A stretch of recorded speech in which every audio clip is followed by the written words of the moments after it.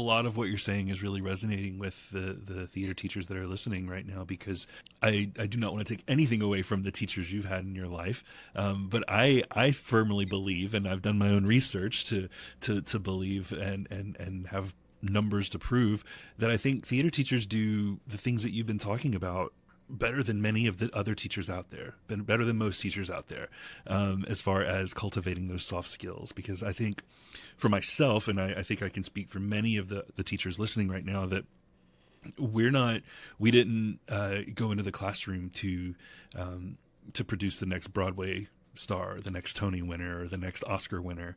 We went into the class to cultivate good consumers of theater and to cultivate these soft skills of listening, of working together, of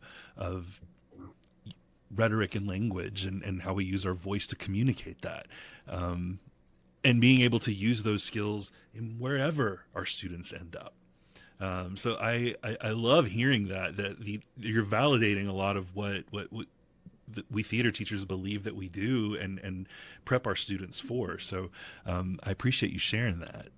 Sure. And think of some of the masters like Robin Williams that could just improvise on the spot. And in fact, I was watching a video the other day, and they were showing different scenes in the movies that were not scripted. He did it, and they kept it. And I think the greatest actors are the ones that are in the now, because they could be feeling something in that moment for an extra extended pause, maybe an illustrator with their body or hands to express oneself. Where I always sometimes believe in the natural stutter, where it could even sound more authentic, because there's no straight lines in nature. Sometimes you need to have that sort of grinding gears just to make it sound more authentic, or a little bit of slice in the armor. And I like those things.